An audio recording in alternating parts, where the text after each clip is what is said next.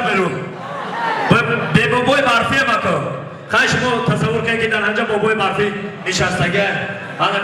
دوستان سرجم آمدگان امروزه محفیلی که بحری ما و شما آراستن برادر قدرمانم خدای جان اسماعیل یک قصه که زیر برادرم من دعوت میکنم خدای جان نعمت بیا این محفیلی که یک جای سرجم با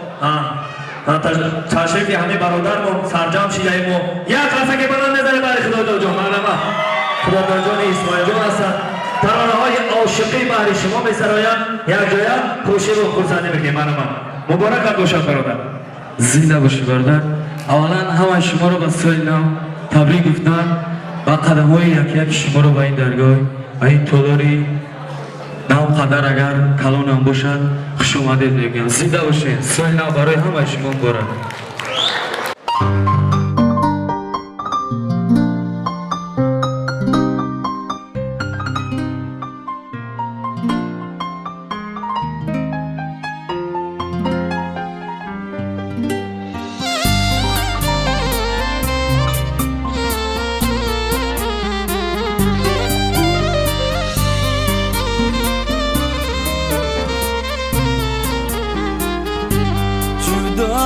کردنت این سوی قصد بود یا این که مرگی من را خواستنت بود نگفتی از اول من یاره دارم عزیز و مونسی غم خاره دارم عزیز و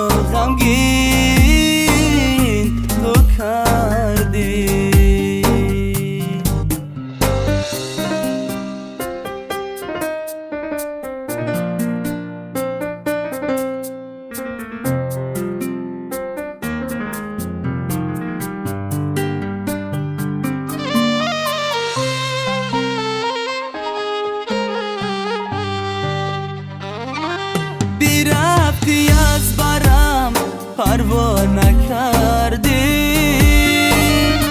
از پیت آمدم نگاه نکردی چرا ای بی وفا رحم نداری بجوز جفا دیگر کار نداری بجوز جفا دیگر کار نداری جدا